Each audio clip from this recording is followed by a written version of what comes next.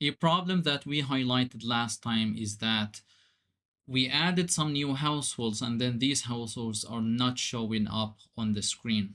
And the reason is that the data table on the screen is receiving some input, and that input that we are sending to it so far is the output from the get households. So we're querying some households, and then we're taking that collection of households and then we are displaying it on the data table. So when we add a bunch of other households from the repeater collection, and then we create those are not part of the same collection, so they are not showing up. The solution there is to have a third collection in which we add both of them. So after the get element, we add these. After the repeater, we add these. So both of them will be in the same collection, and then the data table is showing that collection. Let's see how we can do that.